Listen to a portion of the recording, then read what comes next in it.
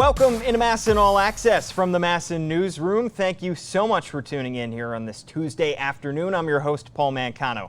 Let's throw it all the way back to the August 31st trade deadline when the Orioles made three moves, dealing away Tommy Milone, Michael Givens, and Miguel Castro to the Braves, Rockies, and Mets, respectively.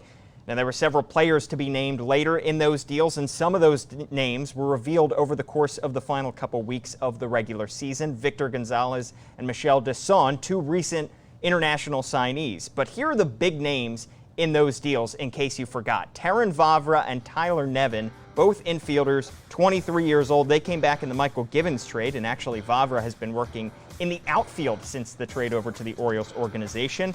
And Kevin Smith, the lefty, was the big return for Miguel Castro, immediately slotted into the Orioles' top 15 in their system.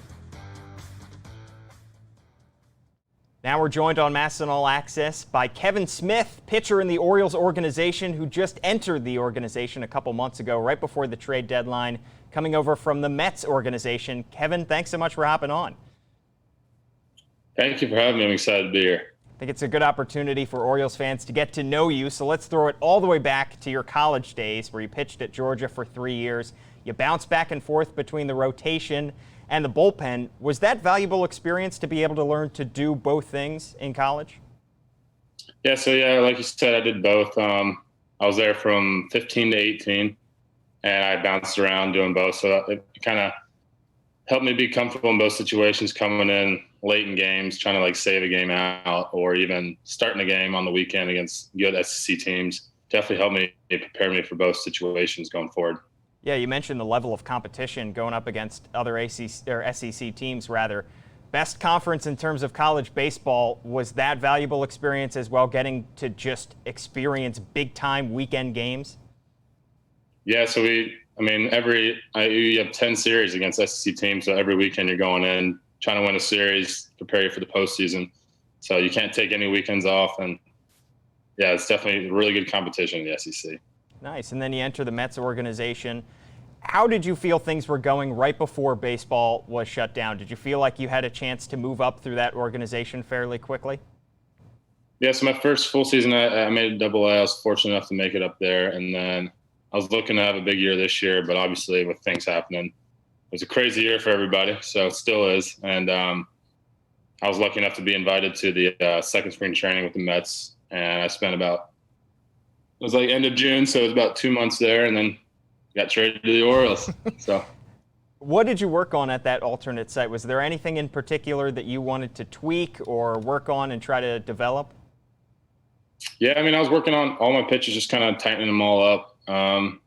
I've been working on a 4-seam, 2-seam, just when to use them both, where to throw them, kind of getting used to all the analytical sides of how my pitches move and what to do with them, where to throw them, and what counts, where in location wise. So it was good knowledge, and I continued working on that when I came over to the Orioles, and yeah, it's just helping me grow as a pitcher. Well, you mentioned your pitching arsenal right there. You have the 4-seam, the 2-seam, changeup, and a slider. Let's talk about the fastball first and foremost, because I've heard great things about the spin rate for the fastball, even though the velocity may not get up into the triple digits area, but the spin rate is what makes it effective. Is that something that you have learned? Yes, absolutely. It's like the 4-seam we learned with spin rate and vertical break. It has a great ride to it. So that's sort of a pitch that I've been we were trying to throw up in the zone, get swing and misses on. And then the 2-seam's more, for me as a lefty, it runs away from right-handed hitters. So we've been throwing that as well, just learning when to throw them in certain counts, and learning to throw that 4-seam up to get some swing and misses is definitely something I've been using the past year or so. Then you have the changeup and slider to mix in with that 4-seam and 2-seam fastballs. Which of those pitches do you feel more comfortable with at this point? I would say I feel comfortable with both, but my slider is probably the better pitch.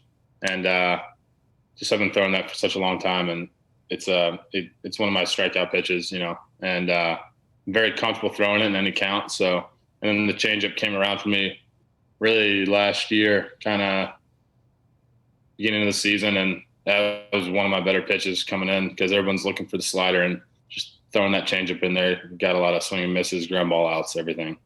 Nice. So do you feel like you got enough innings and enough work in, even though it was an abbreviated season at the alternate site? Do you feel like you logged enough innings to feel comfortable going into the offseason? Absolutely. It was something I was talking about with some of the coaches there. It was, we were doing pretty much a 5-day rotation there. So it was pretty accurate.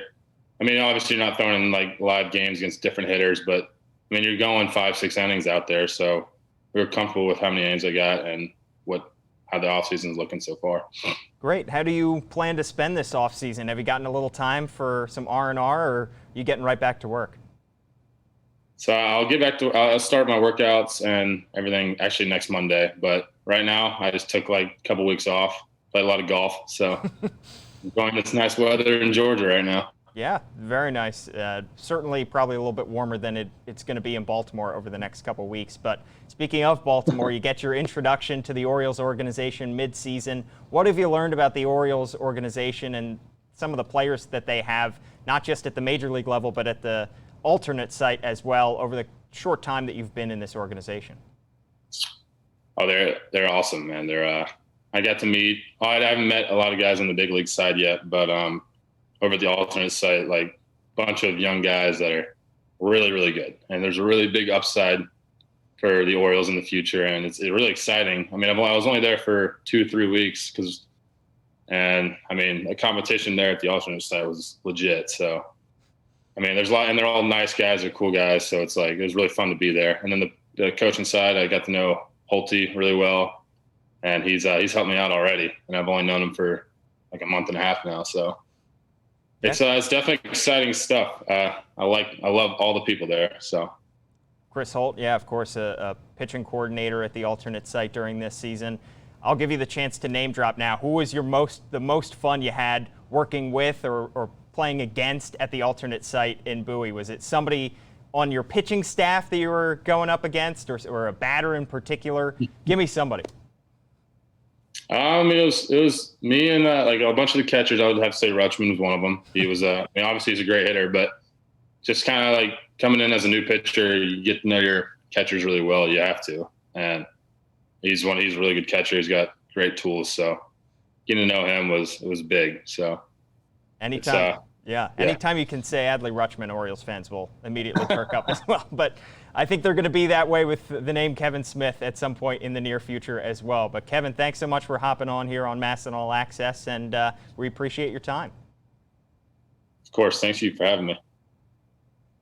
I know what you're thinking. I like MASN All Access, but I wish it came in podcast form. But here's the thing, it does. Myself and Brendan Mortensen are your two hosts. We go through everything Orioles offseason, and on the most recent episode, we look at some potential Orioles trades. And this week, we're going to talk about some potential Orioles free agent signings during the offseason. You can catch the MASN All Access podcast on Spotify, SoundCloud, Apple Podcasts, Google Podcasts. Watch it on the MASN Orioles YouTube account. Watch it on the MASN Orioles Facebook account. Anywhere you can get your podcasts, you can get the MASN All Access podcast. That does it for our show today. Thanks to Kevin Smith for hopping on. Thanks, of course, as always, to Bobby Blanco and Hannah Broder behind the scenes. I'm Paul Mancano. Game 1 of the World Series is tonight. Who's taking home the Commissioner's Trophy? Let us know down below. We'll see you later.